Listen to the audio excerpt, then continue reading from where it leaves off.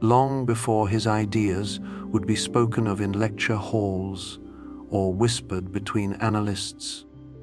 Carl Gustav Jung lived within a landscape of quiet routines and deep silences. He was born in the late summer of 1875, in a small village near the Rhine, where the river moved with an unhurried patience, and the days were shaped by bells, fields, and the steady turning of seasons. The world into which he arrived was not loud or restless. It was slow, inward, and filled with shadows that lengthened gently at dusk.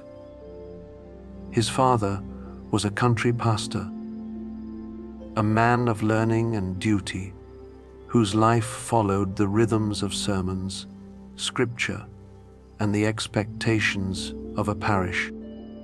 His mother carried a different presence. She was warm and distant at once, capable of tenderness, yet often withdrawn into moods that felt to the child both mysterious and unsettling.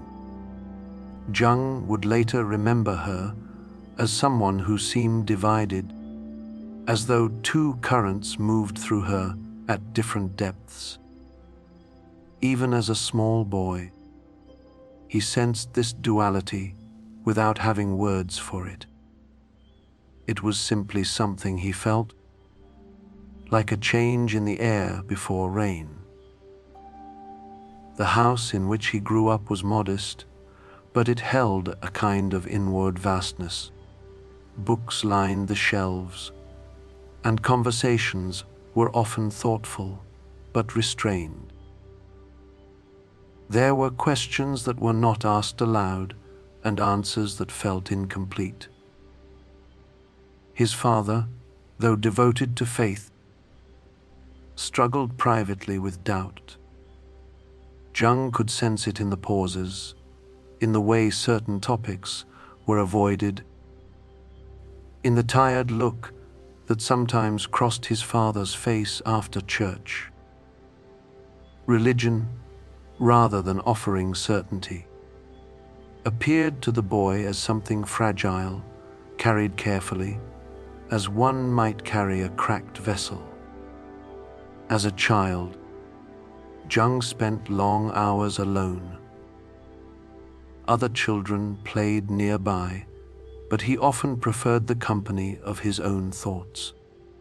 He wandered the countryside, observing stones, insects, and trees with quiet concentration.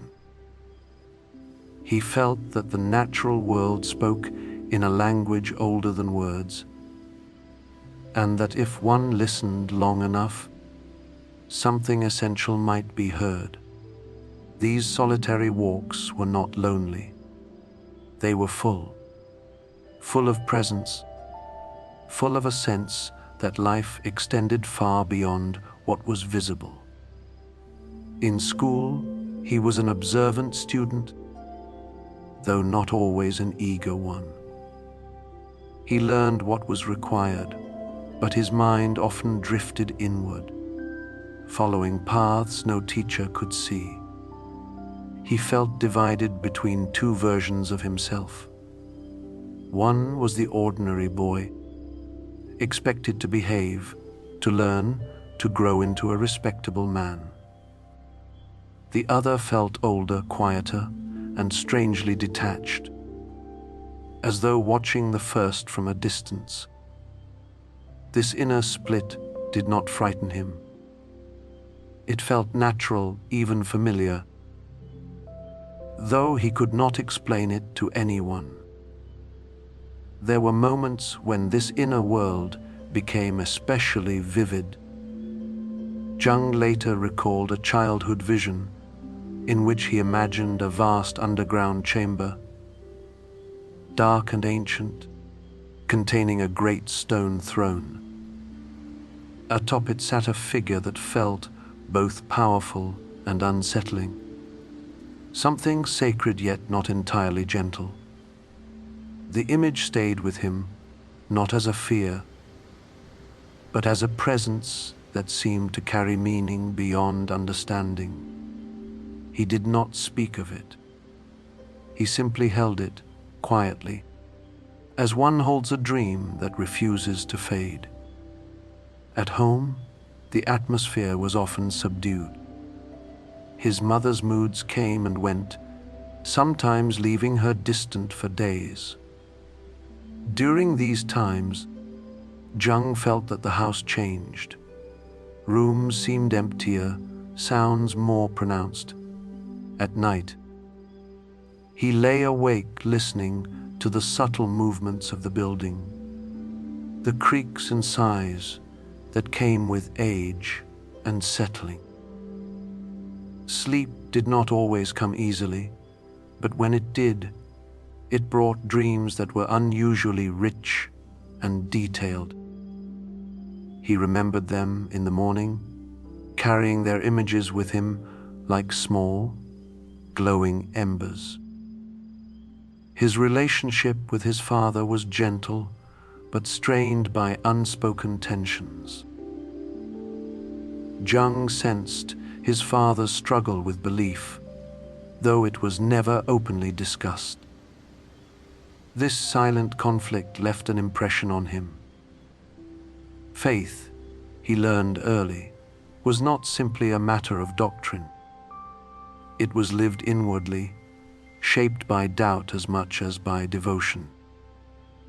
Watching his father wrestle with these questions planted something deep within Jung, a curiosity about the inner lives people rarely revealed. As he grew older, his sense of being different became more pronounced. He felt out of step with his peers, not because he lacked intelligence or ability, but because his interests lay elsewhere. While others were content with surface explanations, Jung felt drawn to what lay beneath. He wanted to understand not only what people did, but why they did it, and what unseen forces guided their thoughts and actions. This inclination did not yet have a name. It was simply a quiet pull, steady and persistent. There was also a strong sense of responsibility forming within him. Though it was not directed outward, he felt responsible to his inner life, to the images and feelings that arose without invitation. Ignoring them felt wrong, as though he would be betraying something essential. This sense of inward duty would remain with him throughout his life, guiding choices that often puzzled those around him. Despite this inner complexity, his outer life appeared unremarkable. He attended school, helped at home, and followed the expectations placed before him. Teachers saw him as capable, if somewhat withdrawn. Family members viewed him as thoughtful and serious. Few suspected the depth of his inner experiences or the quiet intensity with which he observed the world. In the evenings, as lamps were lit and the day settled into stillness, Jung often felt most at ease. The soft glow of light, the hush that followed dinner, the sense of enclosure and safety allowed his thoughts to drift freely. It was during these hours that he felt closest to himself, as though the noise of the world had finally receded enough for something truer to emerge. Looking back, it is tempting to see signs and patterns everywhere, to trace a clear path from these early years to the ideas that would later define his work. But at the time, there was no sense of destiny, no clear direction. There was only a boy attentive and inward, moving quietly through ordinary days, carrying within him questions he did not yet know how to ask. And so his early life unfolded gently, shaped by silence as much as by speech, by solitude as much as by connection, laying down a foundation that would, in time, support a lifetime of exploration into the depths of the human soul, while for now remaining still, patient, and quietly unfinished.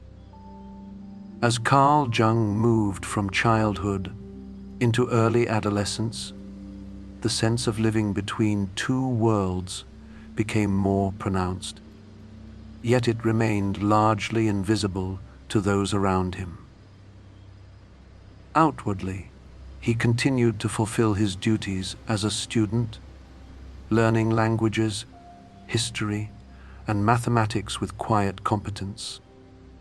Inwardly, however, his attention was drawn again and again to the unseen currents that shaped human life. He noticed how moods could shift without warning, how thoughts arrived uninvited, how memories carried emotional weight long after events had passed.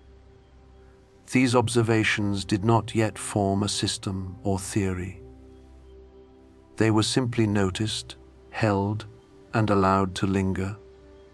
During these years, his relationship with his mother slowly changed.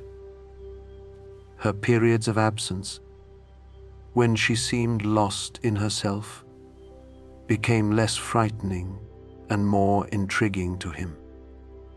He sensed that her withdrawals were not empty, but full of something he could not access.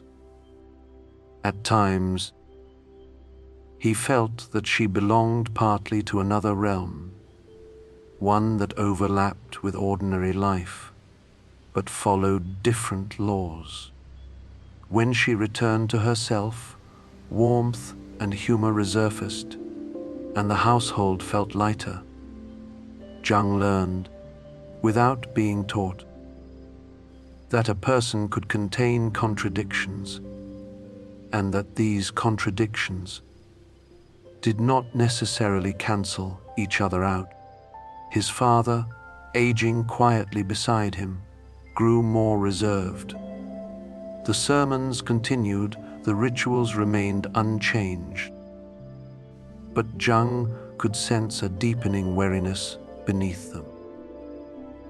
There were moments when his father spoke of theology with genuine interest, and others when his voice carried a faint hollowness. Jung listened carefully, not in judgment, but with a growing awareness that belief was something lived inwardly, not guaranteed by position or tradition. This realization did not lead him away from religion, but it loosened its outer forms, allowing him to feel its questions more deeply than its answers. At school, Jung began to feel the weight of expectation. He was expected to prepare for a respectable profession, perhaps theology, following his father's path. This possibility hovered quietly in the background, rarely spoken of directly, yet always present. Jung considered it seriously. He respected his father's dedication and understood the value of a life structured around meaning and service. And yet, something within him resisted the idea of accepting a ready-made role. He felt that his own path, whatever it might be, would require listening inwardly rather than inheriting outward forms. Books became increasingly important to him. He read widely, not only what was assigned, but whatever caught his interest. Philosophy, history, and literature opened new spaces in his mind. He was especially drawn to texts that addressed the nature of the soul, the problem of evil, and the mystery of consciousness. These readings did not provide clarity so much as companionship. They reassured him that others, across centuries, had grappled with similar questions and had not always found neat resolutions. At times, Jung felt overwhelmed by the intensity of his inner life. There were days when he longed for simplicity, for the ease with which others seemed to move through the world, without questioning its foundations. But even this longing was brief. The pull toward depth, toward understanding what lay beneath appearances, always returned. It was not a choice he made consciously. It felt more like a current he was carried by, steady and unavoidable. He also began to notice how people presented different faces depending on context. The same person could be gentle at home and severe in public, confident among friends and hesitant when alone. These shifts fascinated him. He wondered whether any single version represented the true person, or whether truth itself was distributed among these roles. Again, these thoughts remained private. Jung was not inclined to share them, sensing intuitively that they might sound strange or unsettling if spoken aloud. In his quieter moments, memories of childhood visions and dreams resurfaced. The underground chamber, the ancient presence, the sense of something sacred and ambiguous continued to accompany him. Not as a threat, but as a reminder. He did not try to interpret these images. He simply acknowledged them, trusting that their meaning, if any, would reveal itself in time. This patience with the unknown became one of his defining traits. As adolescence deepened, Jung experienced moments of isolation that were difficult to articulate. He felt distant from his peers, not out of superiority, but out of difference. Conversations that revolved around immediate concerns or social hierarchies held little interest for him. He participated politely, yet his attention often drifted elsewhere. This distance sometimes brought sadness, but more often it brought clarity. Solitude, he discovered, was not an absence but a space in which something essential could unfold. The question of his future gradually became unavoidable. University lay ahead, with its promise of intellectual rigor and broader horizons. Jung felt both anticipation and unease. The thought of leaving the familiar landscape of his childhood, with its quiet rhythms and inward focus, stirred a sense of loss. Yet he also sensed that remaining would limit him, confining his questions to spaces too small to contain them. Change, though unsettling, felt necessary. During this period, he encountered scientific ideas that challenged and intrigued him. Advances in medicine and biology suggested that the human body followed laws that could be observed and studied. This appealed to his desire for grounding, for something tangible amid the fluidity of inner experience. He began to consider medicine as a possible path one that would allow him to engage both the physical and the psychological dimensions of human life. The idea settled slowly, not as a decisive plan, but as a possibility worth exploring. There were evenings when Jung sat alone, contemplating this choice. He weighed his respect for tradition against his need for discovery.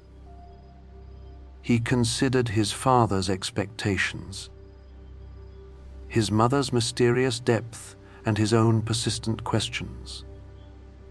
No single factor determined his direction. Instead, a quiet alignment began to form, as though various threads were gradually weaving themselves together. In these moments of reflection, Jung did not seek certainty. He accepted uncertainty as a companion, something to walk alongside rather than overcome. This acceptance eased his anxiety and allowed him to move forward without forcing clarity prematurely.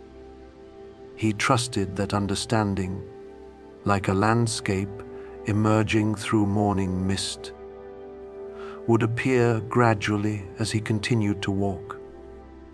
As the years edged closer to adulthood, Jung remained attentive, inward, and patient. His life did not yet show signs of distinction or renown. It was composed of studies, family interactions, solitary walks, and long hours of thought. And yet, beneath this ordinary surface, something was quietly taking shape, preparing him for encounters and challenges not yet visible, while for now resting in a state of gentle becoming, neither hurried nor complete. When the time came for Jung to leave home and enter the wider world of formal study, the transition unfolded without drama, yet it carried a deep undercurrent of significance.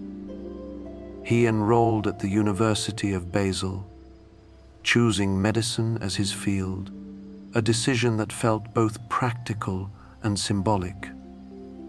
Medicine offered structure, discipline, and a clear path, but it also promised proximity to the mysteries of life and death, suffering and healing. It allowed him to stand at the threshold between the measurable body and the elusive experiences of the mind, even if he did not yet realize how important that threshold would become. University life introduced him to new rhythms. Lectures filled his days, textbooks his nights. The pace was steady but demanding, and Jung met it with quiet determination. He was not flamboyant in his studies, nor did he seek recognition. He absorbed information methodically, attentive to detail, yet always aware of questions that lay just beyond the scope of the curriculum. Anatomy and physiology fascinated him, not merely as systems of flesh and function, but as expressions of something deeper, something animated by forces that science had not fully named. During these years, Jung's inner life did not recede. If anything, it grew more complex. Dreams continued to visit him with striking clarity, often leaving strong impressions that lingered throughout the day. He noticed patterns in them, recurring symbols and moods that seemed connected to his waking thoughts, yet independent of them. Again, he resisted the urge to analyze too quickly. He recorded some dreams privately, treating them as messages written in a language he was still learning to read. His intellectual curiosity broadened as well. Alongside medical texts, he read philosophy with renewed intensity. Thinkers who grappled with the nature of consciousness, the limits of reason, and the problem of meaning spoke directly to his concerns. He was particularly drawn to ideas that acknowledged the irrational alongside the rational, the unknown alongside the known. These readings reinforced his sense that human life could not be fully understood through surface observation alone. Socially, Jung remained reserved. He formed acquaintances, exchanged polite conversation, but rarely revealed his inner preoccupations. There was a sense that what mattered most to him would be misunderstood if spoken too plainly. This discretion was not born of fear, but of care. He wanted to protect the fragile, unfolding shape of his inner life until it had gained more solidity. His parents' influence continued to accompany him, even from a distance. Letters from home carried familiar tones, gentle concern, and unspoken hopes. His father's health began to decline during this period, though news of it arrived gradually, softened by understatement. Jung felt a quiet sorrow mixed with reflection. Watching his father's faith endure despite doubt left a lasting impression. It seemed to Jung that meaning was not something one possessed fully, but something one remained in relation to, even as certainty faded. A turning point came when Jung encountered psychiatry almost by chance. While studying medicine, he was introduced to texts that explored mental illness, hysteria, and disorders of thought and perception. These subjects struck him with unusual force. Here, at last, was a field that openly addressed the inner life he had observed for so long. Mental illness, rather than being dismissed or moralized, was approached as something worthy of careful study and compassion. He was struck by how thin the line seemed between what was considered normal and what was labeled pathological. Patients described experiences that resembled in exaggerated or painful form. The kinds of inner images and feelings Jung himself had known in quieter ways. This recognition did not frighten him. Instead, it deepened his empathy and curiosity. He felt that understanding these states might reveal something essential about the human psyche as a whole. As he neared the end of his general medical studies, Jung chose to specialize in psychiatry, a decision that surprised some and concerned others. Psychiatry did not carry the same prestige as other branches of medicine, and it dealt with phenomena that were often poorly understood. But for Jung, this uncertainty was precisely its appeal. He sensed that psychiatry stood at the frontier between knowledge and mystery, where careful observation met unanswered questions. His training took him to the Berger Lasli psychiatric hospital in Zurich, an institution known for its progressive approach under the direction of Eugen Bleuler. The hospital was a world unto itself, filled with voices, behaviors, and silences that challenged conventional understanding. Jung entered this environment with humility and attentiveness. He observed patients closely, listening to their words, noting their gestures, and paying attention to the emotional atmosphere that surrounded them. What struck him most was not the strangeness of the patients, but their humanity. Beneath disorganized speech and unusual beliefs, he sensed coherent emotional lives shaped by fears, hopes, and memories. He noticed that symptoms often carried symbolic meaning, expressing inner conflicts in distorted yet revealing forms. This perspective set him apart from many of his contemporaries, who focused primarily on classification and control. Jung began conducting word association experiments, a method that involved presenting subjects with a series of words and recording their immediate responses. What interested him was not simply the responses themselves, but the pauses, the hesitations, and the emotional reactions that accompanied them. He noticed that certain words triggered delays or disturbances, suggesting the presence of emotionally charged complexes beneath conscious awareness. These observations provided him with a way to bridge subjective experience and objective measurement. As his work progressed, Jung felt a growing sense of alignment between his inner questions and his professional activities.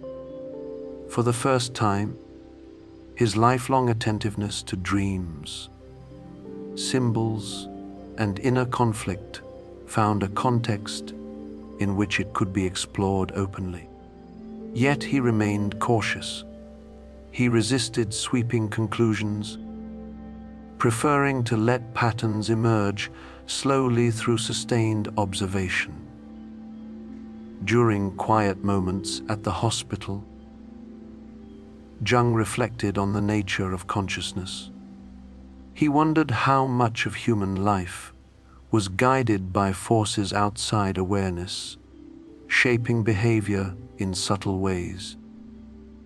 He sensed that the conscious mind was only a small island within a vast sea, its boundaries porous and shifting. This metaphor stayed with him, not as a theory, but as an image that captured his intuitive sense of the psyche. Despite the intensity of his work, Jung maintained a balanced pace. He valued routine, taking walks, reading in the evenings, and allowing time for reflection. He understood, perhaps instinctively, that immersion in the suffering of others required an inner steadiness. Without it, one could easily become overwhelmed or detached. As these early professional years unfolded, Jung did not yet see himself as an innovator or thinker of consequence. He viewed his work as careful apprenticeship, a period of learning and observation. Yet beneath this modest self-assessment, something deeper was forming. His experiences were converging, linking childhood impressions, academic study, and clinical practice into a coherent, though still incomplete, whole. And so he continued, moving quietly through long days and thoughtful nights, listening more than speaking, watching more than asserting, allowing the contours of his life's work to emerge gradually, like a figure taking shape in low light, patient and unhurried, waiting to be seen. As Jung settled more fully into his work at the Burger-Losley, the hospital began to feel less like an institution and more like a living landscape of minds. The days followed a steady rhythm, shaped by consultations, observations, and quiet note-taking. Yet within this routine, Jung sensed constant movement beneath the surface. Each patient carried an inner world as complex and layered as his own, though often fragmented by suffering. He approached these worlds with a careful respect, aware that understanding could not be forced, only invited. It was during this period that Jung's interest in language deepened. He noticed how patients spoke not only with words, but with pauses, repetitions, and emotional tones that revealed more than their statements alone. Some stories circled endlessly around a central image or idea, as if trapped by it. Others broke apart, leaving meaning scattered and incomplete. Jung listened without interruption, allowing narratives to unfold at their own pace. He believed that within even the most disordered speech, something intentional was trying to express itself. This sensitivity to expression extended to dreams. Jung encouraged patients to share their dreams, treating them not as meaningless byproducts of illness, but as symbolic communications. He noticed that dreams often carried themes that echoed the patient's waking struggles, yet expressed them in unfamiliar forms. A simple image could condense years of emotion, revealing truths that had been hidden or denied. Jung felt that these dream images emerged from a deeper layer of the psyche, one that operated independently of conscious control. As he worked, Jung became increasingly aware of patterns that transcended individual cases. Certain symbols appeared again and again, even among patients with no apparent connection. Images of descent, confinement, transformation, and rebirth recurred with striking regularity. These motifs resonated with Jung's own inner experiences and with the myths and religious stories he had read in his youth. He did not rush to interpret these correspondences. He simply noted them, allowing their significance to accumulate gradually. His relationship with his colleagues was cordial, but marked by a sense of difference. While others focused on diagnosis and treatment protocols, Jung was drawn to meaning and context. He respected scientific rigor, yet he felt that something essential was lost when psychological phenomena were reduced to mechanical explanations. This perspective did not lead to open conflict, but it did set him apart. Jung accepted this quietly, trusting his observations even when they diverged from prevailing views. Around this time, Jung encountered the work of Sigmund Freud.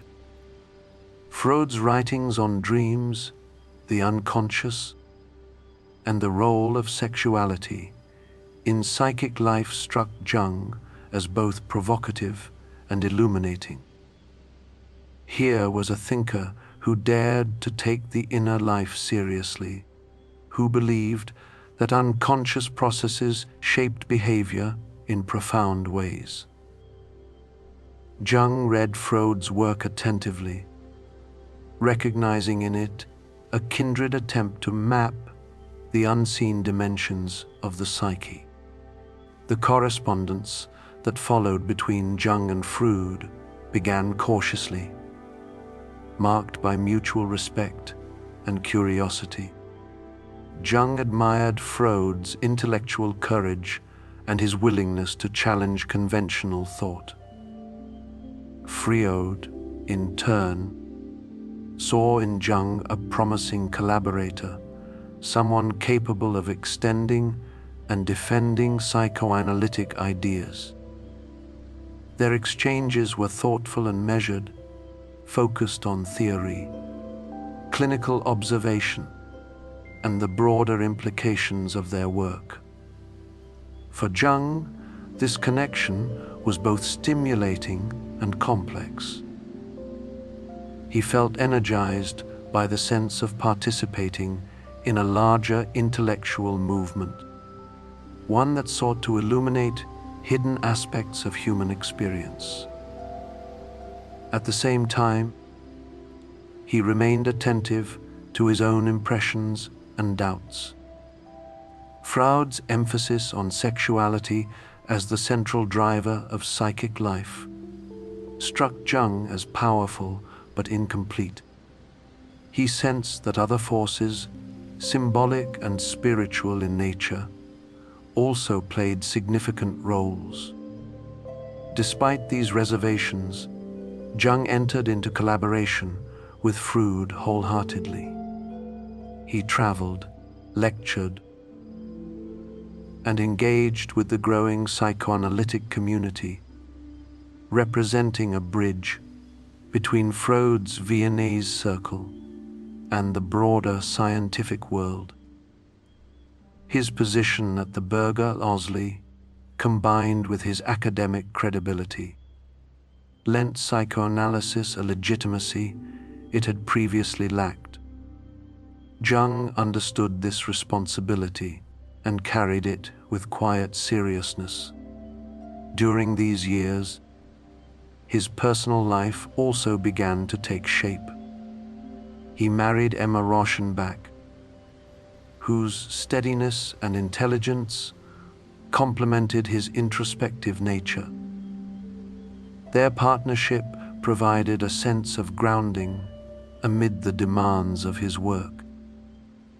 Emma's presence offered Jung a stable point of return, a place where his inner intensity could rest without explanation.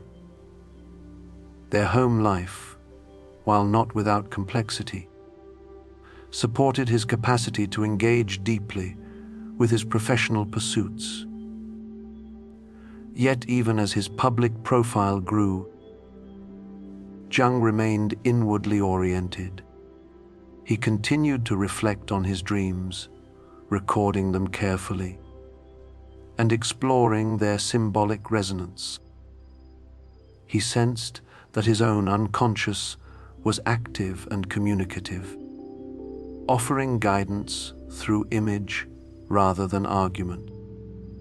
This trust in inner experience became increasingly central to his approach, shaping both his clinical work and his theoretical reflections.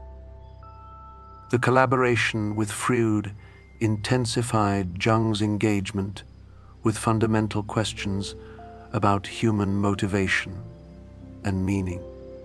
Discussions between them ranged widely, touching on mythology, religion, and culture. Jung appreciated Freud's clarity and discipline, yet he felt constrained by the narrowing of interpretation to primarily sexual terms. He believed that symbols carried meanings that could not be reduced to a single source, and that the psyche drew upon a reservoir of images older than individual experience. These differences remained mostly unspoken at first, existing as subtle tensions beneath the surface of their collaboration. Jung did not seek confrontation. He preferred to allow ideas to mature naturally, trusting that clarity would emerge in its own time. This patience, while preserving outward harmony, required inner effort. Jung often found himself balancing loyalty with honesty, admiration with independence. As the years passed, the demands of leadership within the psychoanalytic movement weighed on him. Travel, correspondence, and public engagement filled his schedule, leaving less time for solitude. Jung felt this strain acutely. He recognized that his creativity and insight depended on periods of withdrawal and reflection. Without them, his inner well seemed to dry, leaving him restless and uneasy. In quieter moments, he returned inward, listening for the subtle signals that had guided him since childhood. He sensed that his path, while intertwined with others, remained fundamentally his own. The ideas forming within him were not yet fully articulated, but they pressed gently against the boundaries of existing frameworks, asking for space to unfold. And so Jung stood at a threshold, outwardly successful and increasingly influential, yet inwardly aware of unresolved tensions. He continued his work with diligence and care, knowing that deeper transformations often begin silently, long before they are visible, and that the most significant journeys are often those taken within, step by patient step, beneath the surface of ordinary days. As the collaboration with Freud continued, Jung found himself living within a delicate balance. On the surface, his career advanced steadily. He lectured, published, and was increasingly recognized as a leading figure in the emerging field of psychoanalysis.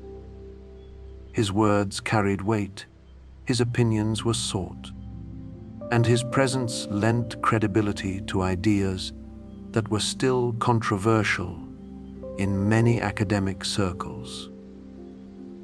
Yet beneath this outward momentum, his inner life grew more turbulent, though the turbulence moved slowly, like deep water disturbed far below. Jung was acutely aware of the tension between loyalty and truth. He felt genuine respect for Freud, not only for his intellect, but for his willingness to confront the hidden aspects of human nature that others preferred to ignore. Freud's discoveries had opened doors that could not easily be closed again. Jung never doubted that. And yet, as he listened more carefully to his own observations, he felt increasingly that Freud's framework did not fully account for the richness of the psyche he encountered daily. In his clinical work, Jung continued to see symbols arise that could not be traced back solely to personal history or repressed desire. Patients described images that echoed ancient myths, religious motifs, and cultural narratives they had never consciously studied. These symbols appeared spontaneously, carrying an emotional charge that felt both personal and impersonal at once. Jung sensed that something collective was at work, something that belonged not only to the individual, but to humanity as a whole. He did not voice these thoughts openly at first. He allowed them to remain tentative, forming gradually through reflection rather than argument. Jung believed that ideas, like living organisms, required time to grow strong enough to stand on their own. Premature exposure could distort them or force them into shapes they were not meant to take. So he waited, observed, and listened. This period of restraint demanded patience.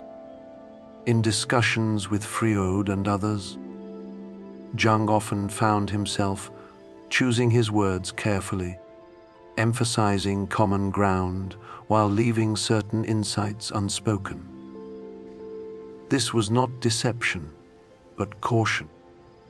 He felt that divergence, when it came, should emerge naturally rather than through confrontation.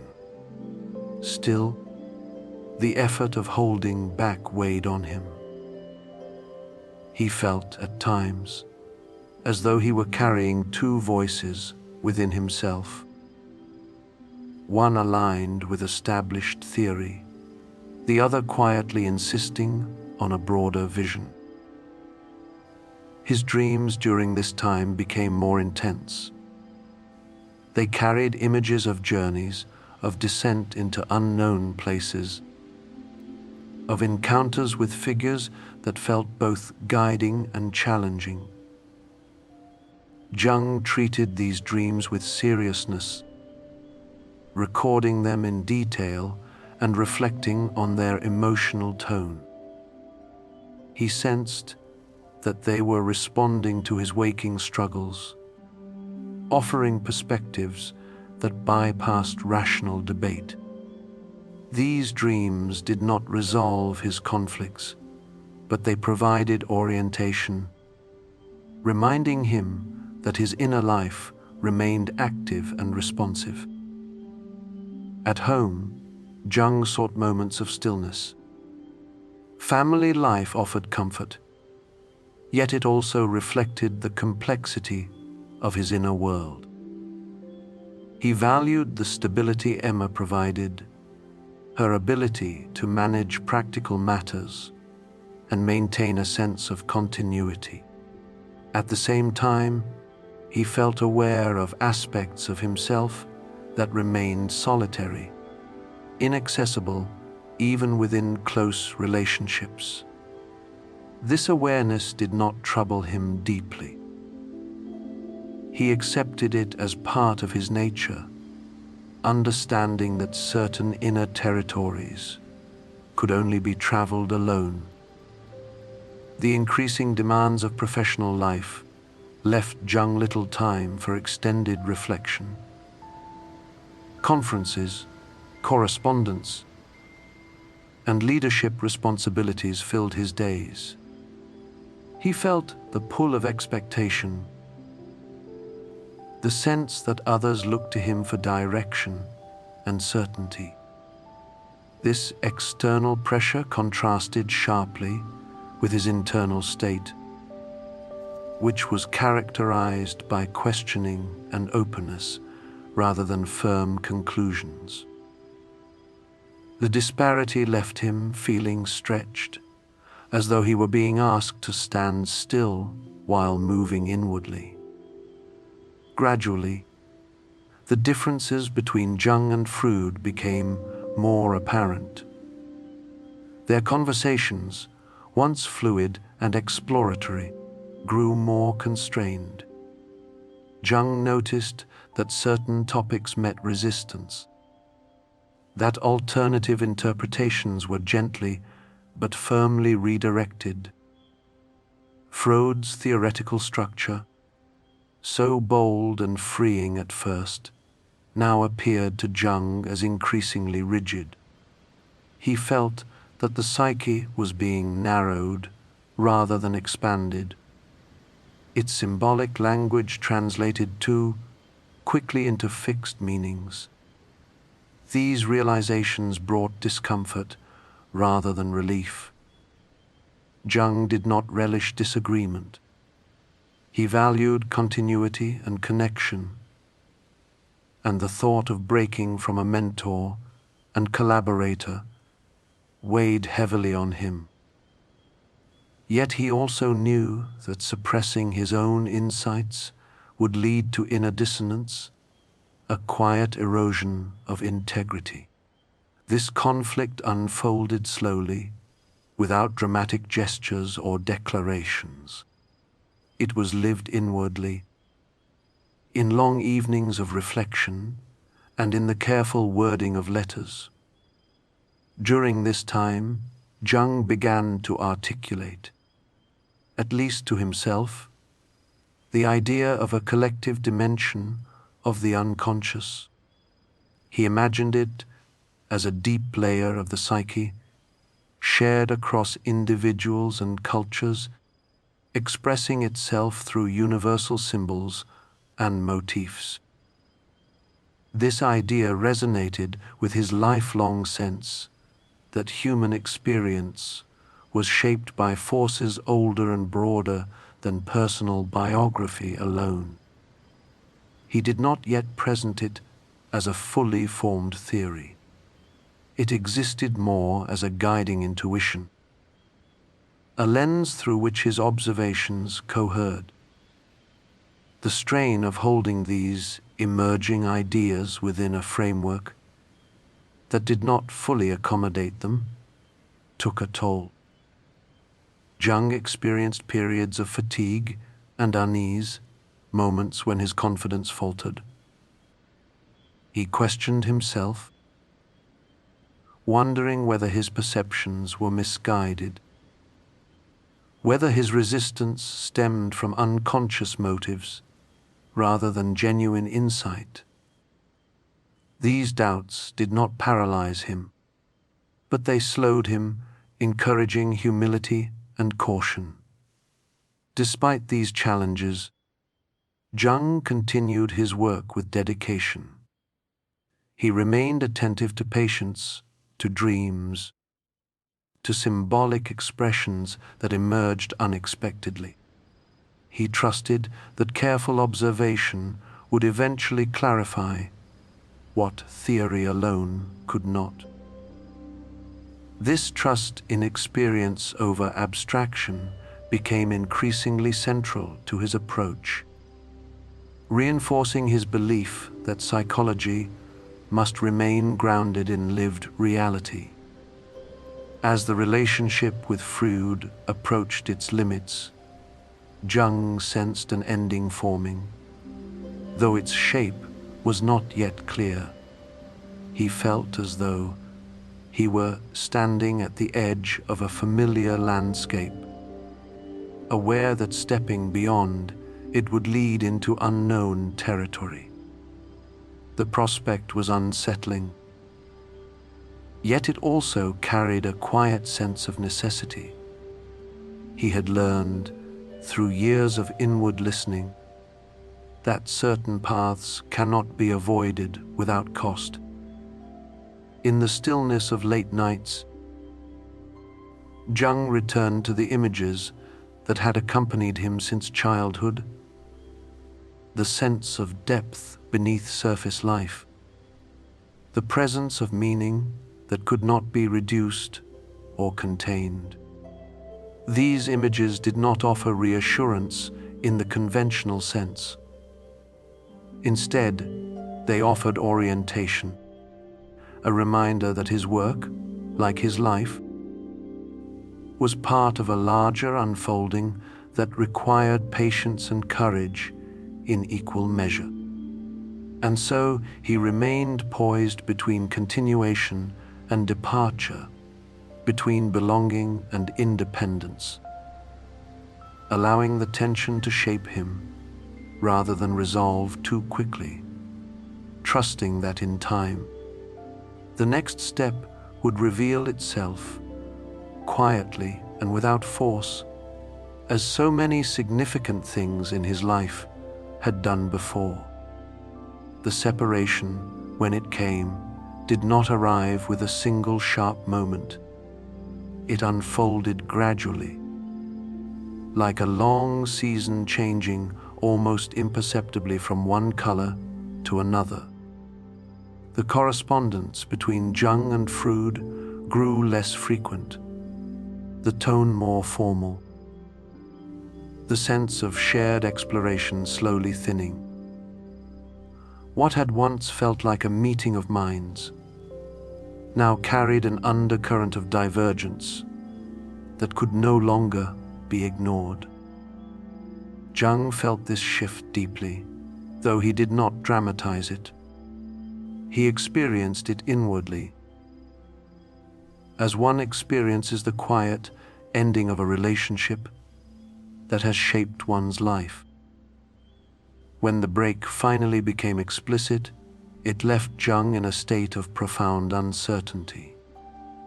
Outwardly, he remained composed, continuing his professional duties and public engagements. Inwardly, however, he felt as though a familiar structure had collapsed. Freud had represented not only a mentor, but a symbolic father figure, someone who had validated Jung's early work and offered a sense of belonging within a larger intellectual movement. Losing that connection stirred layers of emotion Jung had not fully anticipated. For a time, he felt unmoored. The theoretical framework that had supported his thinking no longer felt secure, yet his own emerging ideas had not yet solidified into something that could replace it. He stood, in effect, between systems, between identities, between ways of understanding the psyche. This between state was deeply unsettling, but it was also strangely familiar. Jung recognized it as another version of the dividedness he had known since childhood, the sense of standing between worlds. This period marked the beginning of what Jung would later describe as a confrontation with the unconscious. The phrase suggests drama, but the lived experience was quieter and more prolonged. He began to experience vivid inner images while awake, scenes that unfolded spontaneously in his imagination with a force and clarity that surprised him. Rather than dismissing them or trying to suppress them, Jung chose to attend to them, to enter into dialogue with these inner figures and landscapes.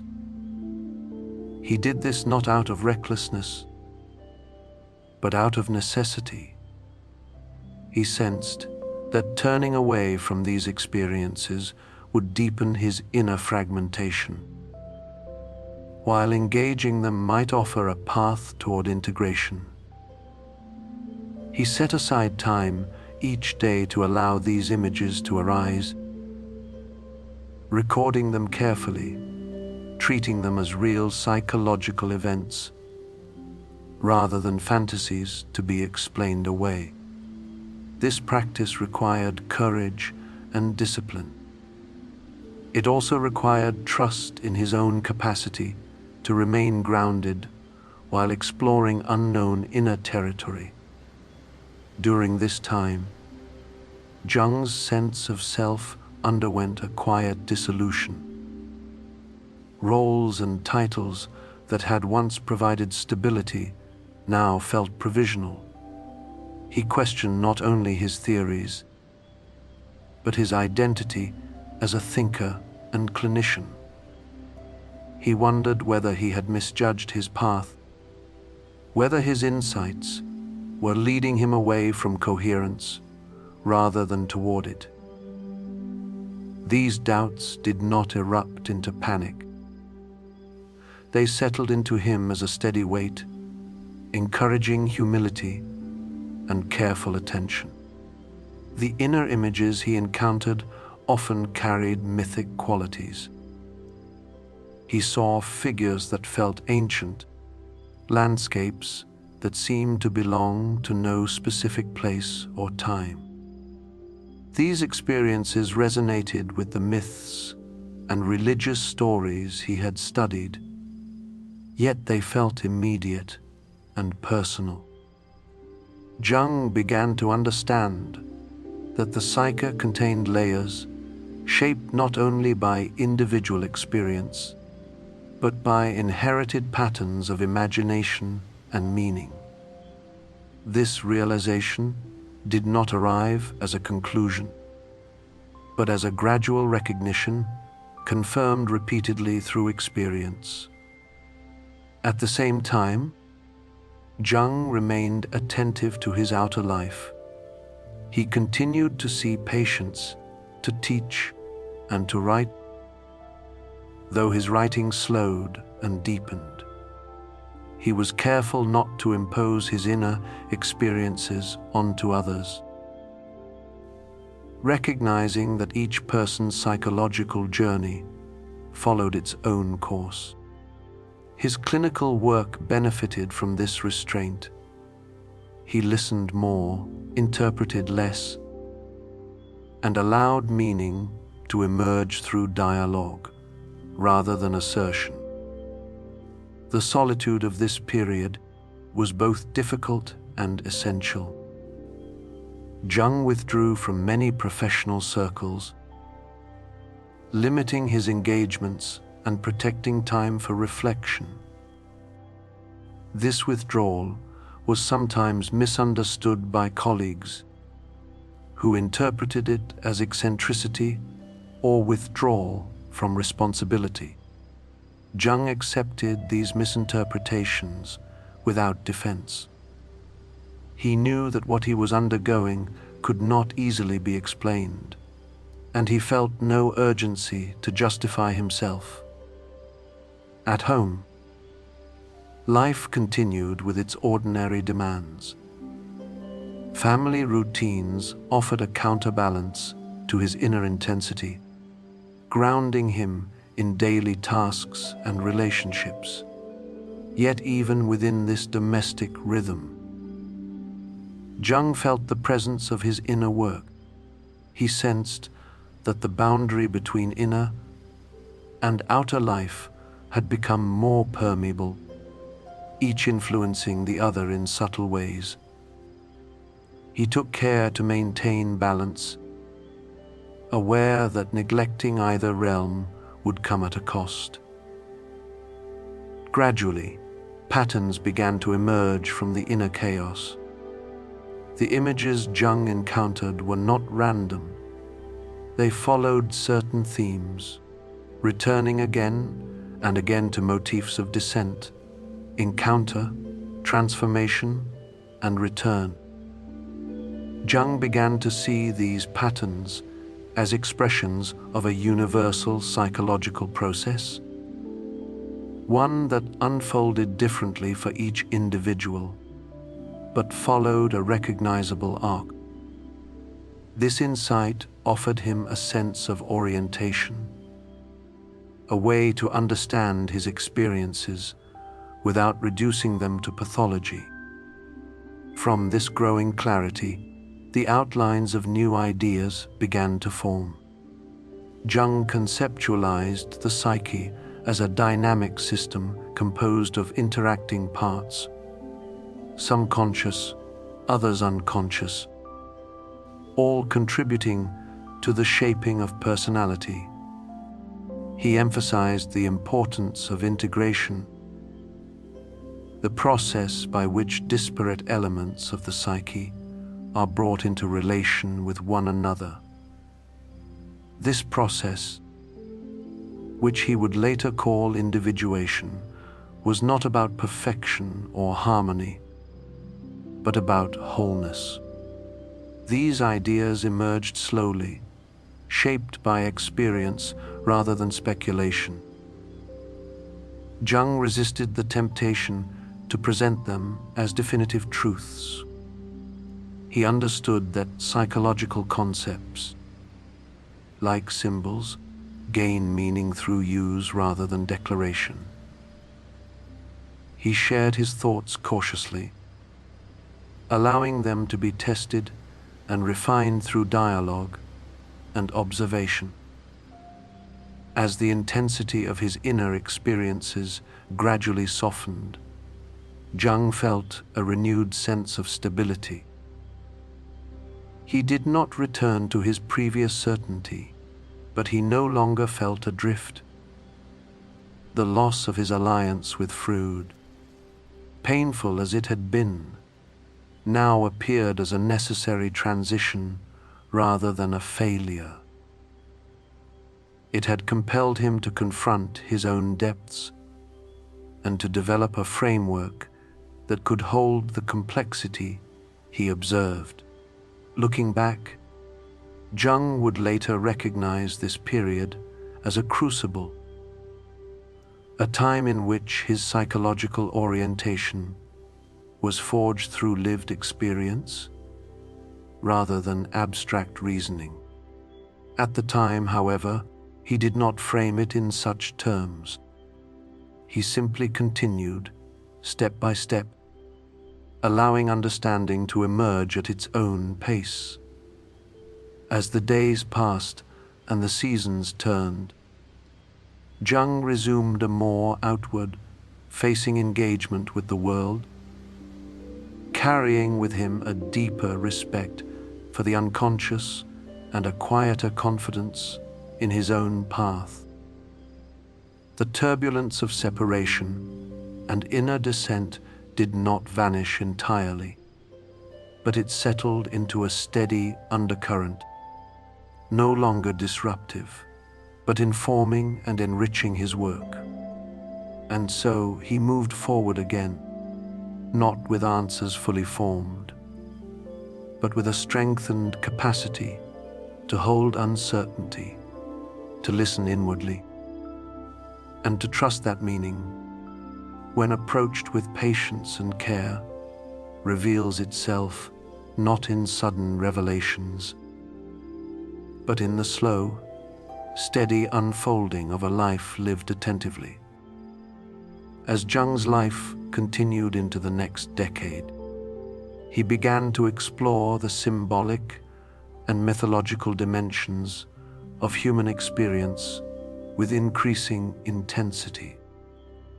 His clinical work, once focused primarily on observable symptoms and patterns of behavior, now became intertwined with questions of meaning, narrative, and image.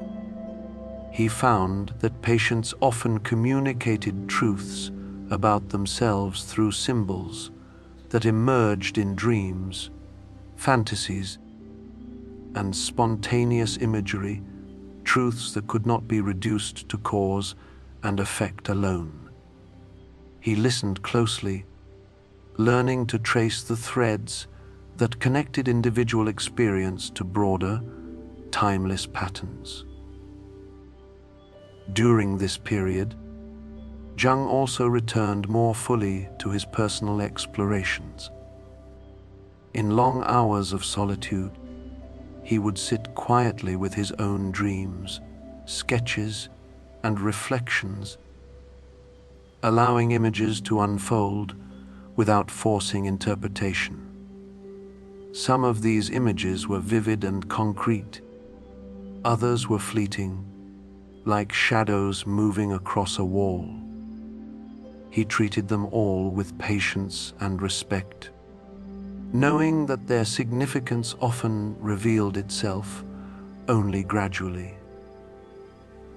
There was a rhythm to this practice, a gentle ebb and flow between observation and reflection, between noticing and understanding. Jung's writings from this period begin to reflect a slow, contemplative style. He described psychic processes not as mechanical phenomena, but as living, dynamic movements within the mind and spirit. He spoke of complexes as autonomous clusters of emotion and thought, carrying with them a weight and coherence that often escaped rational explanation. He emphasized that these patterns, though sometimes disruptive, were not merely obstacles. but integral aspects of human life. Observing them, engaging with them, and ultimately integrating them became central to his approach. He remained attuned to the mythological and religious stories that had fascinated him since youth. These narratives offered insight into recurring human experiences and archetypal structures that transcended culture and epoch. Jung sensed that these archetypes were not mere allegories or literary devices, but manifestations of enduring psychic energies. He did not claim certainty, only observation and reverent curiosity. He explored these images gently, as one might study stones in a river, noting their shape, texture, and flow, aware that they carried meaning beyond immediate comprehension. Amid this deepening engagement with symbolic life, Jung's personal life continued with quiet steadiness. His marriage provided companionship and balance. Emma's calm presence offered a grounding counterpoint to the intensity of his inner explorations. The household, though never free from ordinary cares, became a space of refuge where Jung could retreat to reflection, reading, and study. He found that the rhythms of daily life, meals, walks, reading, writing, helped sustain him, offering continuity in the midst of psychological exploration.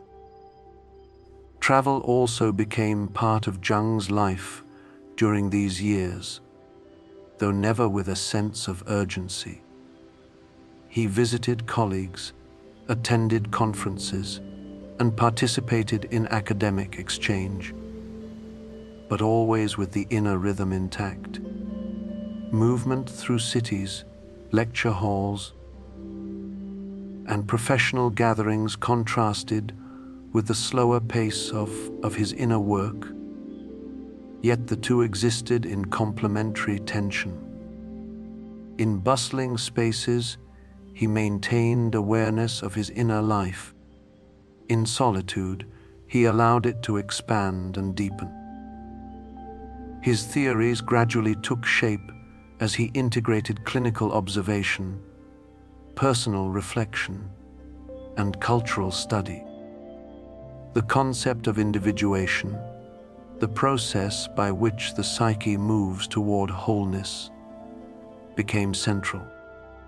Jung understood this not as a linear path or a fixed endpoint, but as a gradual alignment of conscious and unconscious elements, an unfolding that could be messy, slow, and non-linear. He emphasized the importance of engaging with the unconscious imaginatively, recognizing its guidance without attempting to dominate or simplify it. Throughout this period, Jung remained attentive to the delicate balance between his inner and outer worlds. He knew that his insights required both immersion and distance, that too much detachment would deaden perception, while too much absorption could overwhelm. This awareness shaped his daily rhythms, long walks in nature, quiet evenings of reflection, sustained observation of patients, and careful recording of dreams and fantasies. He cultivated patience, letting understanding emerge over months and years, rather than demanding immediate clarity. The emergence of archetypes, recurring symbols, motifs, and figures shared across cultures became increasingly evident to him. He noticed parallels between ancient myths, fairy tales, religious rituals, and the dreams of his patients. These patterns did not offer definitive answers, but they provided orientation, a map of sorts for navigating the inner life. Jung began to explore these motifs with the same care he applied to direct clinical observation, noting not only their content, but their emotional resonance and psychological function. He also began to write more deliberately, producing works that would later be recognized as foundational. His style was reflective, contemplative, and measured, inviting readers to slow down and attend to the subtleties of psychic life. He refrained from sweeping claims, preferring to present observations, ideas, and reflections that could be explored over time. This approach mirrored the very process he described within the psyche itself: gradual, layered, and patient. Amid professional activity, Jung continued to experience periods of vivid inner life.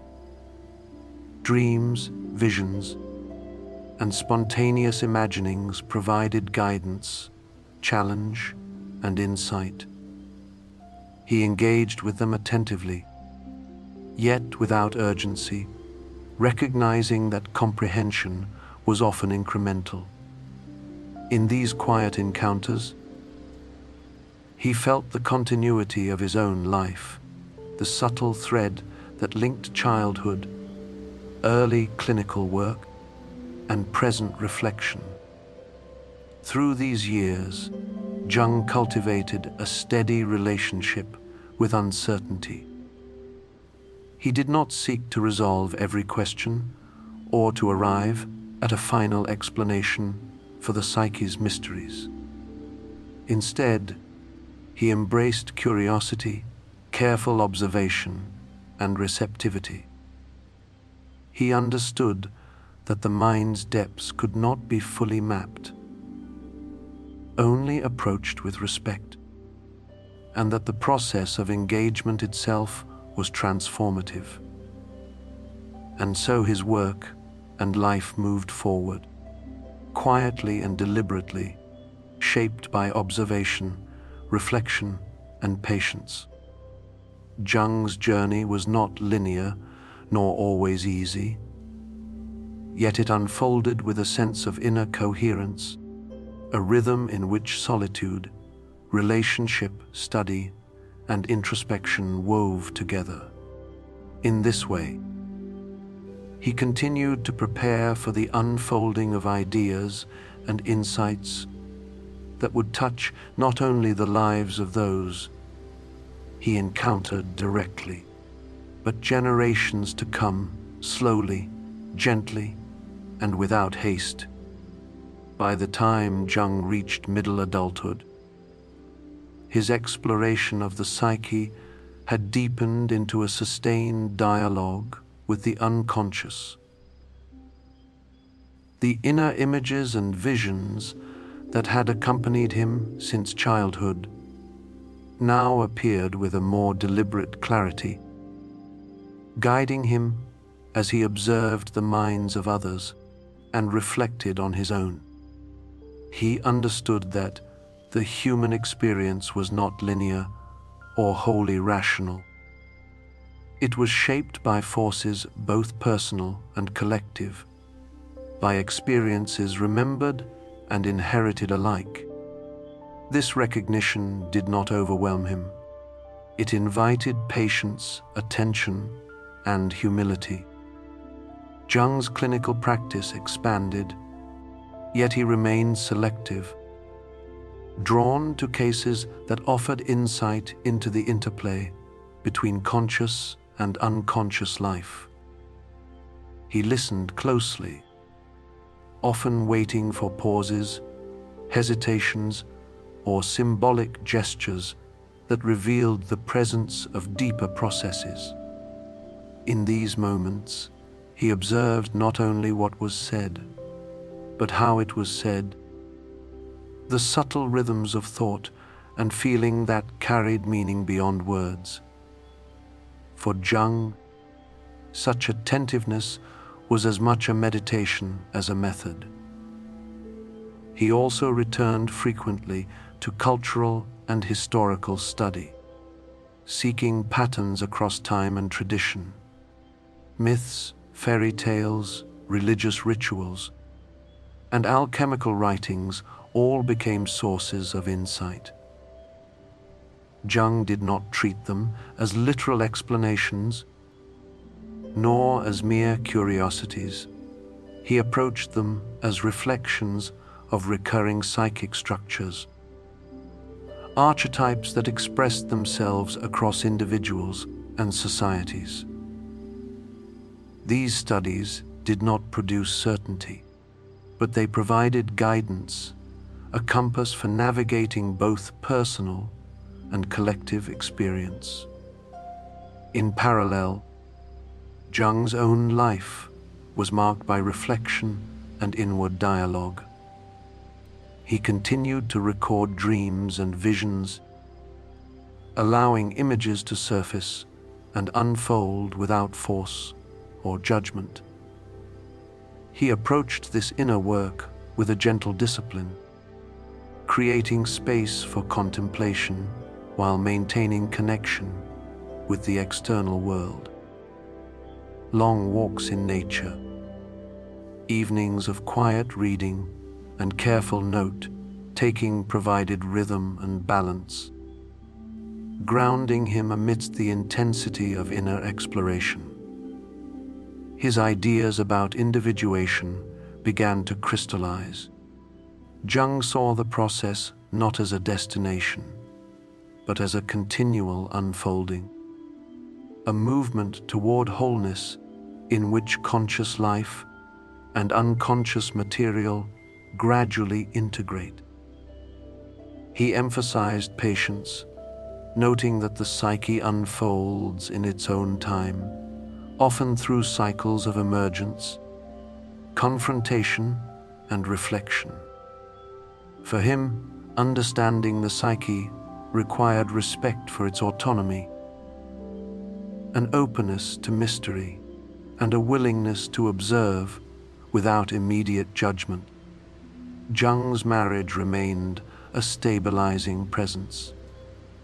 Emma's steadiness and support allowed him the freedom to engage with his inner work without losing connection to everyday life.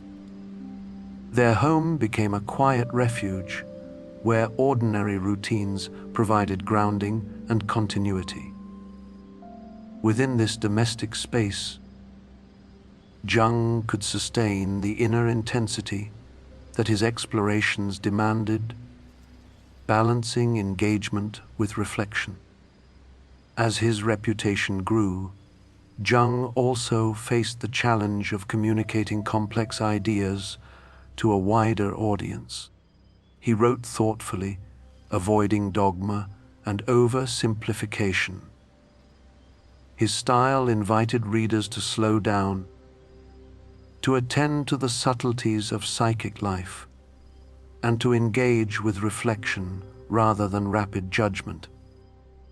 In this, his writing mirrored his clinical approach, careful, attentive, and patient, providing guidance without imposing rigid conclusions. The symbolic life remained central.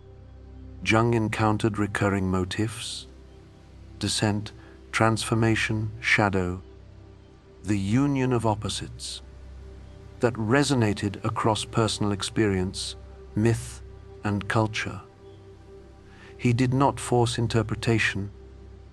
He allowed patterns to emerge through observation and reflection. Over time, he saw these motifs not as curiosities, but as expressions of a shared human reality, carrying lessons that were timeless and deeply personal at once. Jung also remained attentive to the tension between opposites, the conscious and unconscious, reason and intuition, inner life and external duty. He observed that life is often held in balance between such polarities, and that integration, rather than elimination of tension, was the path to wholeness. This understanding informed both his clinical practice and his own inner life, guiding him through periods of uncertainty with quiet steadiness, even amid professional responsibilities, lectures, publications, and international correspondence. Jung prioritized reflection and solitude. He recognized that immersion in the unconscious required periods of withdrawal, and he honored these moments as essential. In this, he maintained the rhythm that had accompanied him since youth: careful attention, gentle observation, and patience in the face of the unknown. He continued to explore the interplay between inner and outer life. Observation, reflection, and experience informed one another, creating a dialogue between the psyche and the world. Jung's approach emphasized respect for both realms, trusting that meaningful insights arise when attention is balanced rather than rushed. The unfolding of understanding, he realized, mirrors the flow of life itself, gradual, layered, and enduring. Through these years, Jung became increasingly aware that his work was not about producing answers, but about cultivating a space for questions, symbols, and reflection. He approached the psyche as a living process, unfolding over time, resistant to simplification. This perspective shaped both his clinical work and his writing, allowing him to guide others gently while remaining deeply attuned to the mysteries of human experience. And so Jung's middle years were marked by a steady cultivation of depth, reflection, and patience. His life and work intertwined, each informing the other, creating a rhythm of observation, contemplation, and careful engagement. In this ongoing practice, he moved gradually toward insights that would later resonate widely, always aware that understanding grows slowly, in quiet layers, and that the psyche reveals its truths not with urgency, but with enduring presence. As the years progressed, Jung's attention to the inner world became ever more expansive, extending beyond the individual to encompass broader cultural and spiritual dimensions. He observed that societies, like individuals, carried collective patterns, images and motifs that recurred across centuries and continents.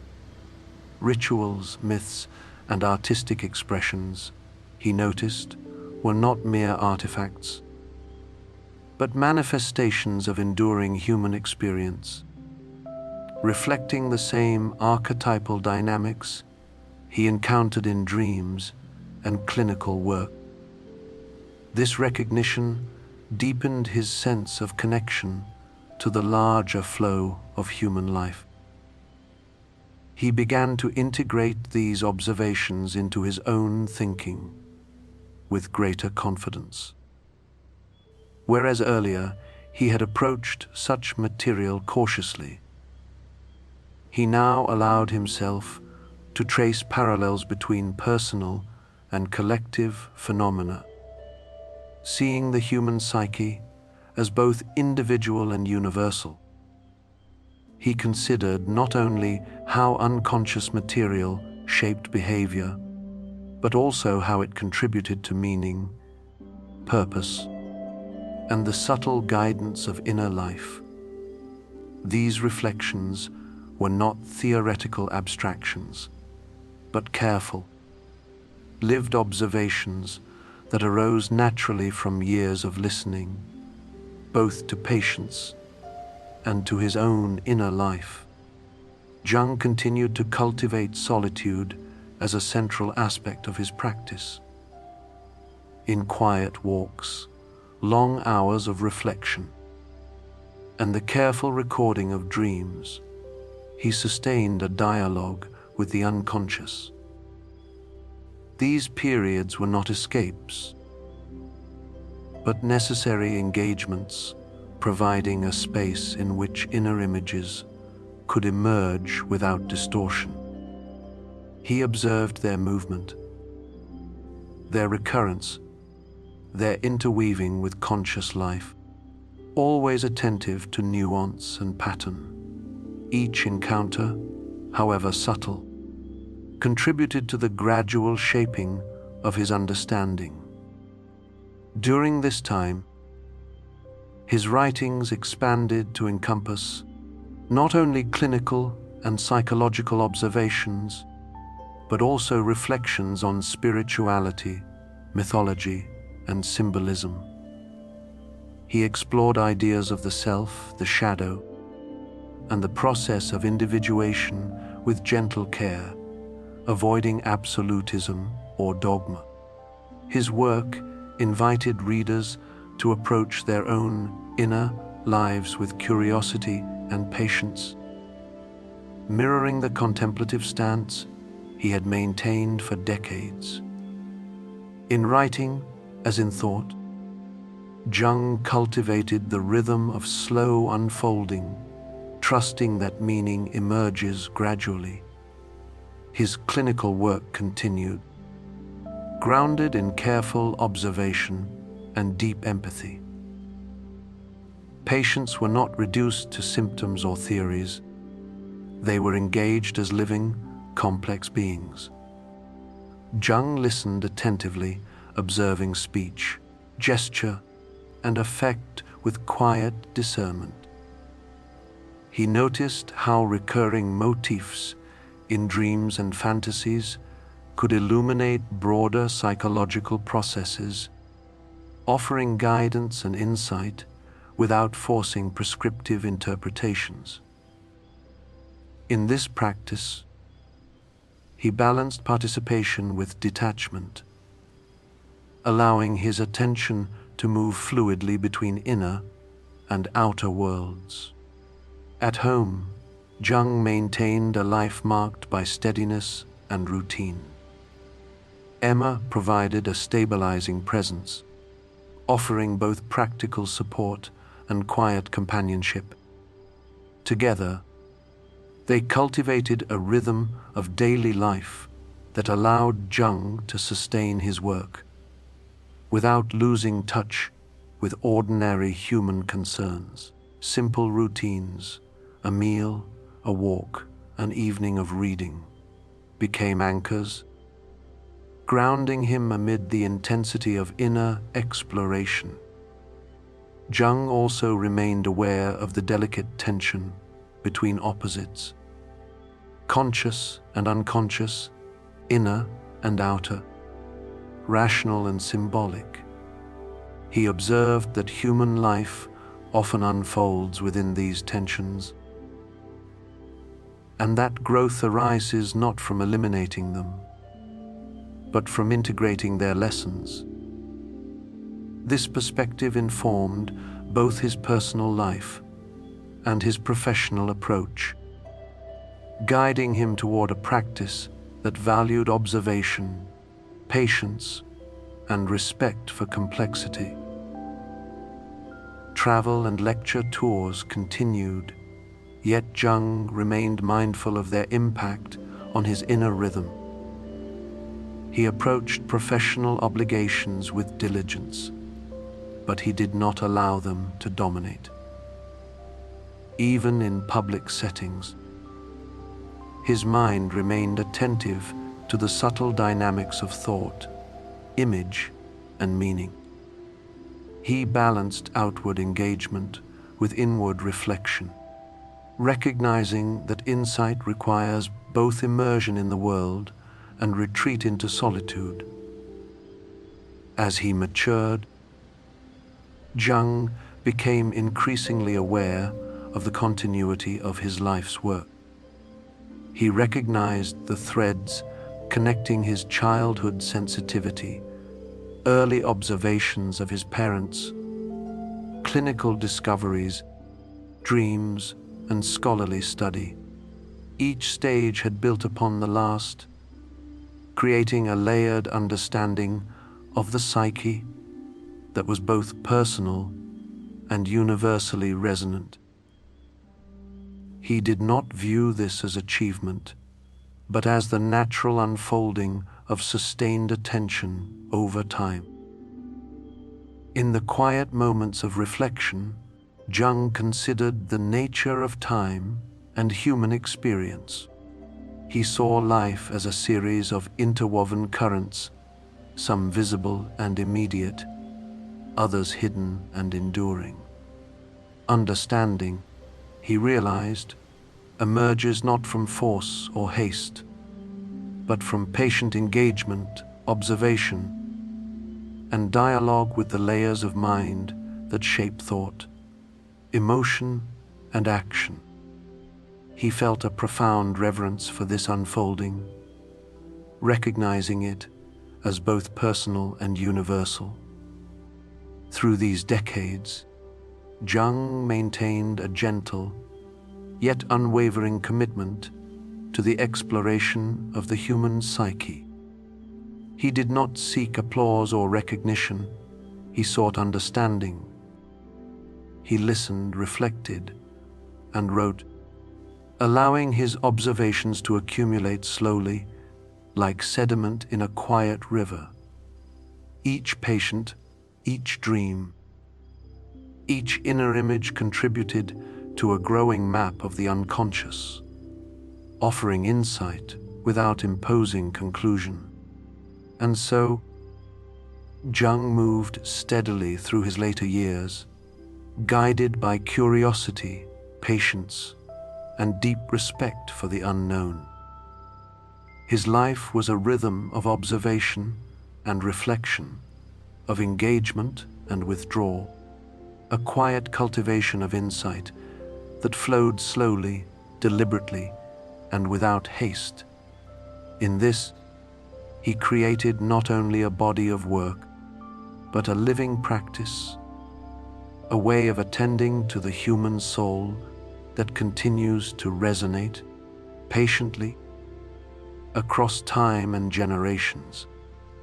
As Jung entered the later decades of his life, a profound sense of continuity emerged from the many layers of experience he had accumulated.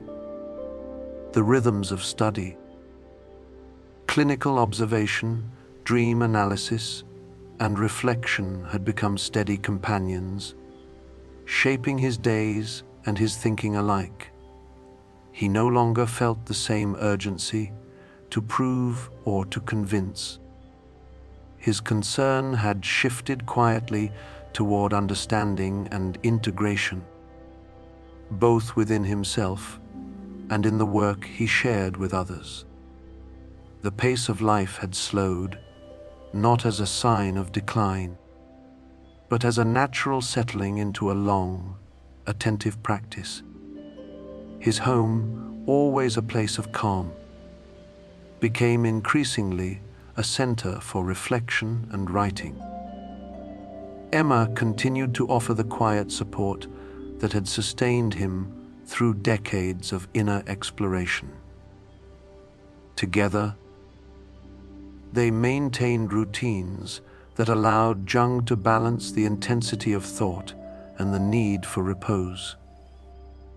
Walks in nature, conversations with family and colleagues, and extended periods of solitude, provided structured without constraint. In these spaces, Jung's mind could wander freely, engaging with both the immediate world and the deeper, often hidden dimensions of experience. During these years, Jung remained attuned to the currents of culture and history, noticing how collective consciousness shifted across generations. He observed that societies, like individuals, carried patterns of thought, emotion, and symbolism that persisted over time. He approached these observations with the same gentle curiosity he had applied to clinical work, noting recurring motifs and archetypal forms without attempting to force them into tidy explanations. For Jung, the recognition of these patterns deepened his sense of the interconnectedness of human life. His own inner work continued with the same patient attention that had marked it from youth. Dreams, visions, and spontaneous images remained vital, offering insights that could not be accessed through logic alone. Jung treated these experiences with reverence, recording and reflecting upon them, always allowing interpretation to emerge gradually. He observed how these inner encounters often paralleled events in his waking life, offering guidance, warning, or perspective without dictating action. This ongoing dialogue became a cornerstone of his later years. Writing became an increasingly central expression of Jung's thought. He produced essays, treatises, and reflections that drew together decades of observation and contemplation. His style remained calm, deliberate, and reflective, inviting readers to slow their pace and attend to nuance. He avoided rigid assertions, favoring exploration over certainty. Through these works, he offered not just theory, but a method of engagement, attentive listening, patient observation, and thoughtful reflection as ways of approaching the psyche. His clinical practice, though less intensive than in earlier decades, continued to reflect his deep respect for the individuality of each person. He listened attentively, observing not only symptoms, but the emotional and symbolic life that shaped behavior and perception. Jung's guidance emphasized self-awareness and integration, encouraging individuals to explore their own unconscious material with patience and care. In this, his work became less about treatment in the conventional sense and more about accompanying others in a process of ongoing discovery. Jung also cultivated a relationship with the passage of time itself, reflecting on the continuity of life, memory, and inner experience. He sensed that the unfolding of the psyche was mirrored in the rhythm of the world. Seasons passing, generations turning, histories unfolding slowly beneath surface events. This awareness infused both his writing and his daily life with a quiet reverence, a sense that each moment contained echoes of the past and seeds of the future. In later years, he maintained a steady engagement with friends, colleagues, and students, offering guidance while preserving space for independent thought. He valued dialogue, yet never imposed conclusions. His presence was measured, calm, and attentive, reflecting the same patient approach he had long cultivated in his inner work. He understood that meaningful insight arises through observation and reflection rather than pressure or haste. Throughout his life, Jung's fascination with the symbolic, the mythic, and the unconscious persisted as a guiding thread. He saw that human experience is shaped not only by external events, but by the deep currents of mind that underlie perception, emotion, and imagination. He observed these currents with humility and care, always aware that understanding emerges gradually, in layers, rather than in abrupt revelation. In this practice, he cultivated wisdom not through certainty, but through attentive presence. As his later years progressed, Jung reflected on the patterns of his own life. The quiet attentiveness of childhood, the intensity of study, and early clinical work, the profound inner explorations following his break with Freud, and the steady unfolding of insight through observation and reflection. He recognized continuity in the currents that had guided him all along. The patient listening to inner life, the careful attention to symbols and patterns, the willingness to dwell with uncertainty and complexity. These threads were woven throughout a life marked by thoughtfulness, patience, and humility. And so, Jung's life approached its final chapters with calmness and reflection. He continued to write, to think, and to listen, carrying the richness of decades of inner and outer exploration. His work, rooted in observation and reverent curiosity, extended beyond his own lifetime, offering insight to those who would follow. In the quiet of his final years, he embodied the principles he had long observed: patience, attentiveness, and the gentle unfolding of understanding. A life lived fully within the slow, deliberate rhythm of thought, reflection, and inner discovery.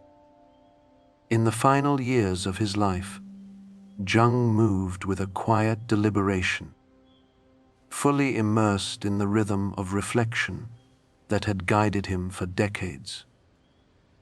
The outer world, with its demands and expectations, became softer in contrast to the inner landscapes he navigated daily.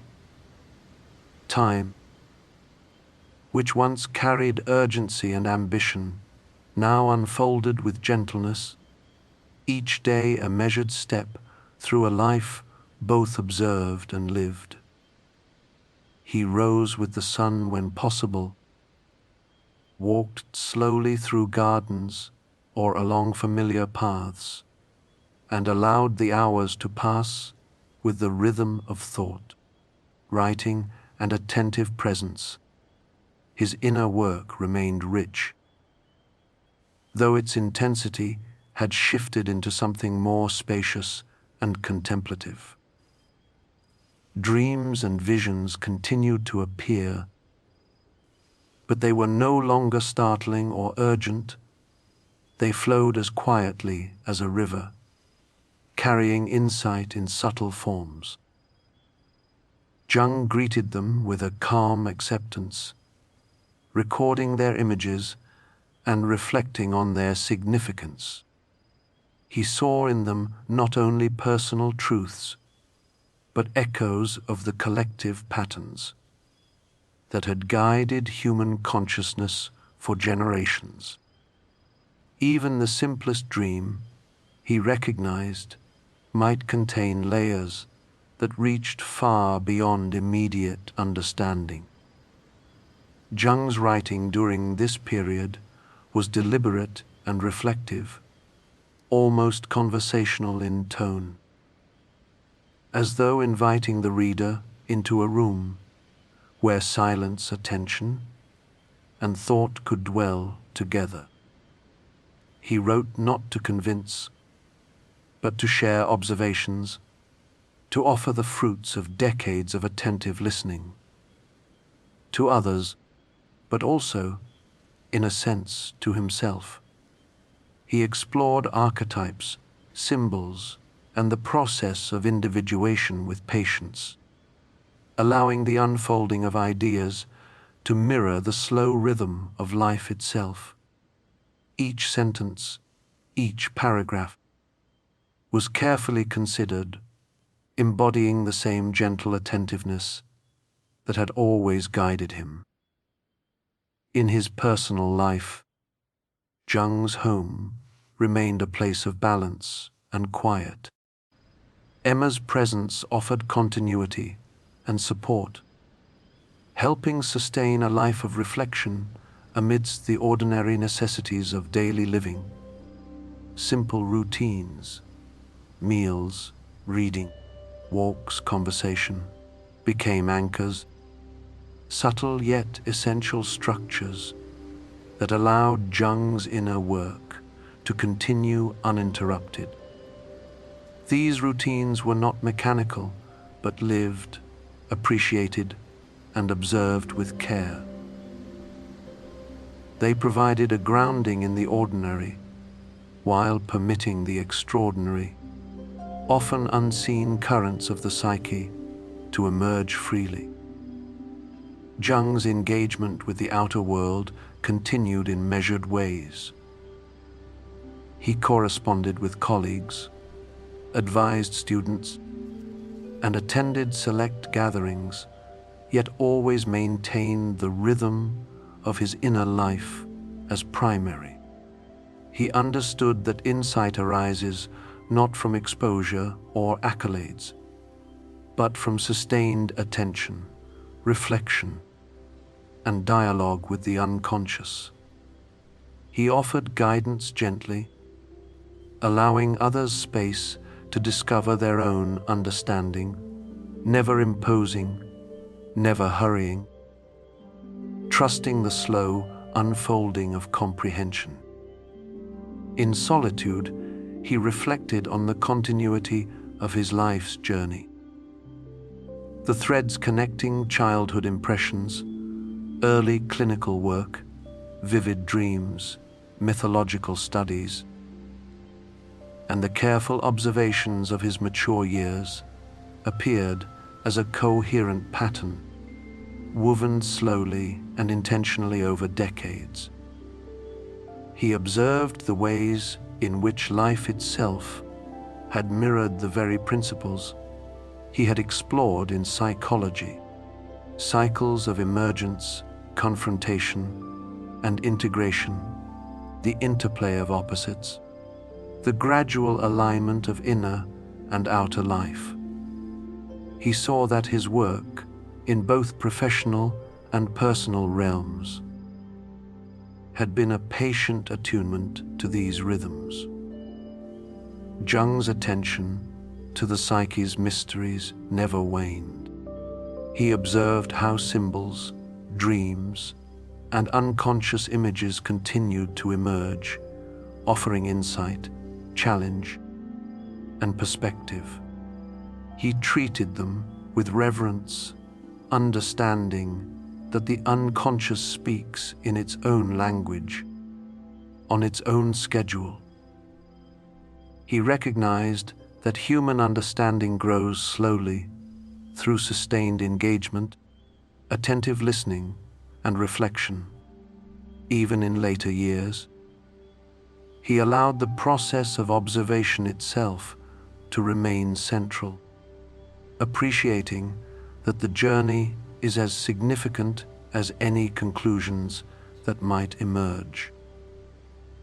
He also reflected on the nature of legacy, though without ambition or urgency. Jung understood that the impact of a life is not measured in accolades or recognition, but in the quiet continuity of ideas, observations, and practices that touch others subtly and over time. His work, deeply rooted in patient observation and the cultivation of inner understanding, offered a model for engaging with life and mind in a reflective, attentive, and humane way. Throughout these final years, Jung's life exemplified the principles he had long studied: patience, attentiveness, and integration. He embodied the rhythm of individuation, moving steadily through the integration of conscious and unconscious elements, balancing solitude and engagement, reflection and observation. He remained open to experience, respectful of mystery, and gentle with the unfolding of thought and insight. As his days grew quieter, Jung's presence itself became a testament to the life he had lived: measured, contemplative, and deeply attuned to the currents of mind and spirit. His work continued to radiate outward, influencing students, colleagues, and readers, yet always in a way that mirrored the slow, careful rhythm of his own approach. There was no need for fanfare or dramatic closure. The significance of his life was woven into the fabric of thought, observation, and reflection, like a river quietly shaping the landscape through patient, persistent flow. And so, in the soft culmination of decades lived with attentiveness and care, Jung's life reached a gentle conclusion. His explorations, reflections, and writings remain, carrying the steady, quiet pulse of a mind devoted to understanding the human soul, offering insight, calm, and presence to all who follow, in a rhythm both enduring and serene. Jung's final days were marked by an ease that reflected a lifetime of patient observation and inner dialogue. He moved slowly, with measured steps and attentive awareness, inhabiting each moment fully, without rush or tension. The world outside continued its ordinary rhythm. Birds in the garden, the play of sunlight across the room, the subtle changes of the seasons. But within him, there was a quiet continuity, a deep sense that the unfolding of life and mind need not be forced, only witnessed and respected. Even in the approach of the end, his engagement with the inner world remained vibrant. Dreams and inner images continued to emerge, though now with a gentleness that mirrored the calm of his outer life. He treated them with the same reverence and patience that had characterized decades of reflection. Observing their forms, noting their recurrence, and allowing their significance to settle naturally into his awareness. These images, like quiet companions, accompanied him through the final chapters of life, offering perspective and insight without urgency. Writing, too, continued as a reflective practice.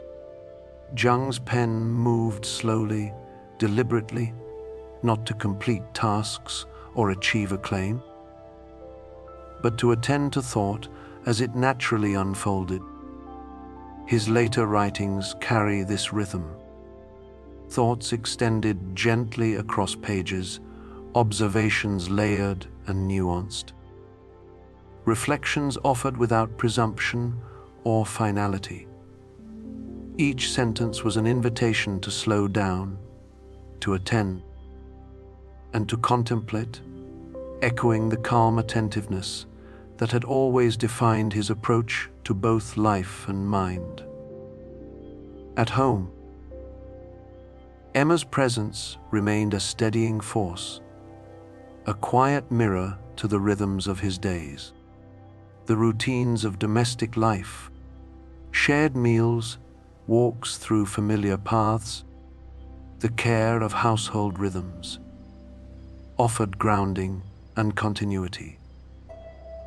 Jung moved within these routines with awareness, recognizing their subtle role in sustaining both physical and psychological well-being.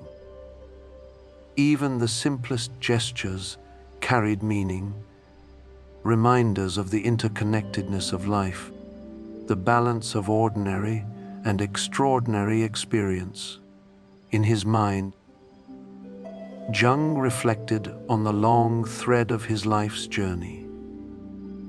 He saw the continuity connecting childhood sensitivity, early studies, clinical work, the period of intense inner exploration following the parting from Freud, and the decades of careful observation and writing that followed.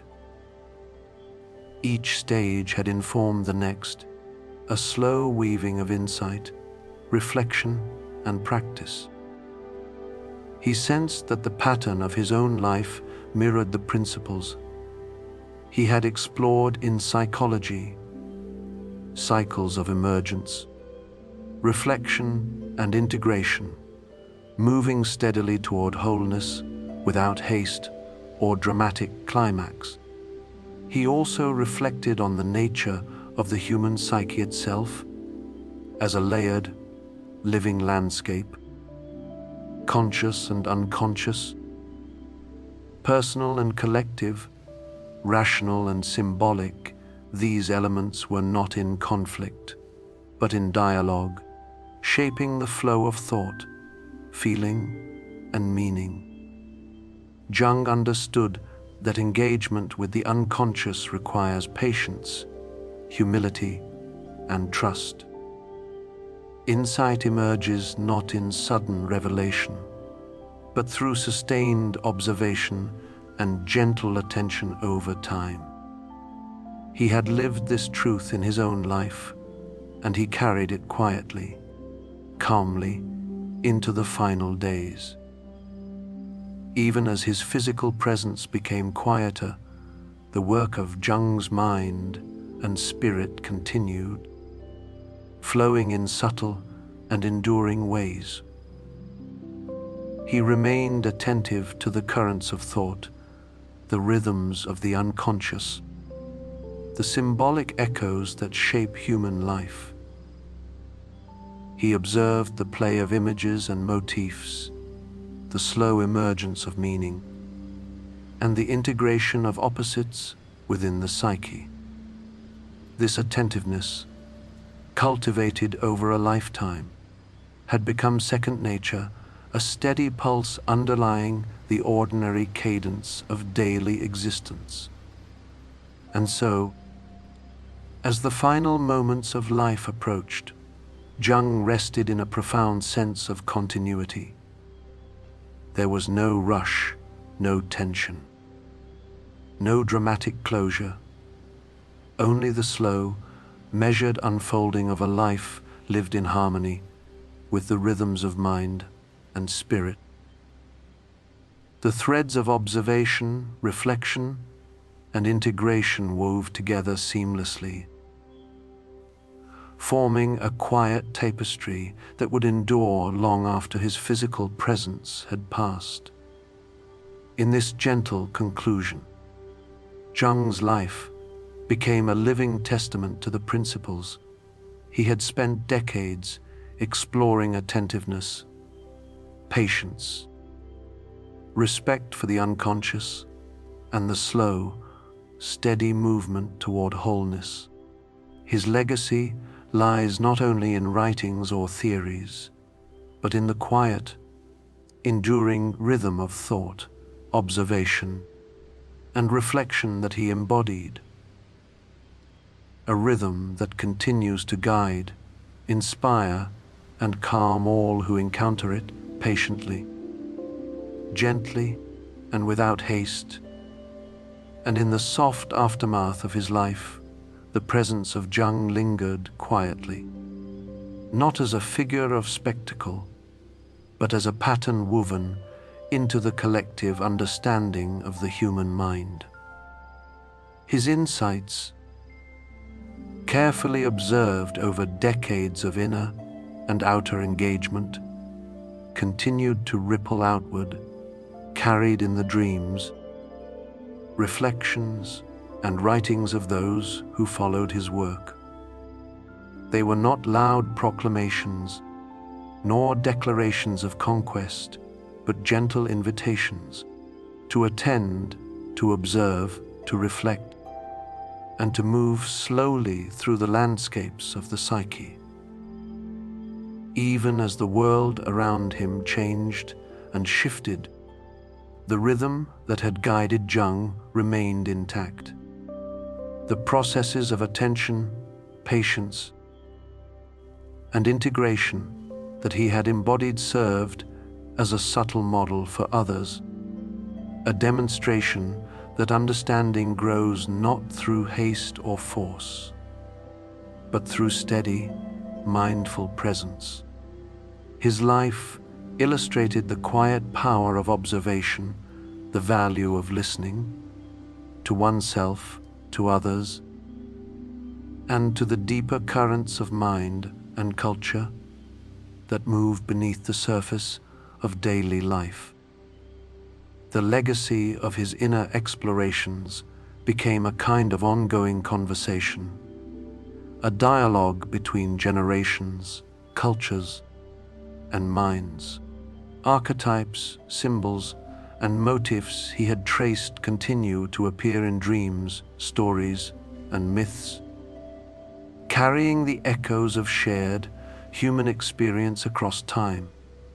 Readers and students encounter these patterns and recognize them, not as abstract theory, but as living, breathing presences within their own consciousness, guiding reflection and understanding in subtle, enduring ways.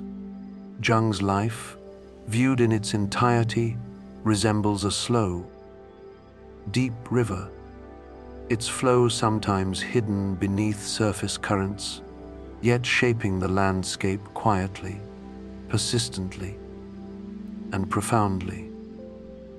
He demonstrated that the work of understanding, whether of self or psyche, is not a matter of urgency or spectacle, but of patience, reflection, and reverence for the unknown. Each observation, each encounter with the unconscious, each careful recording of dreams and symbols contributed to a body of understanding that grows steadily over time, inviting those who follow to engage in the same measured attention.